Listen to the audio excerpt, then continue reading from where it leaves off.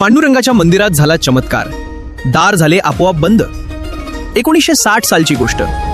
50 अनुयायांसह मामा पंढरपूर येथे आले होते. पांडुरंगाच्या दर्शनासाठी सगळे देवळात गेले. तेवढ्यात बडव्यांनी मामांना विचारलं, आपली माणसं किती?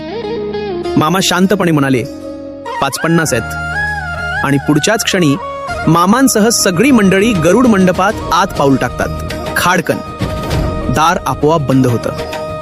सगळे स्तब्ध. बडव्यांनाही नवल वाटतं.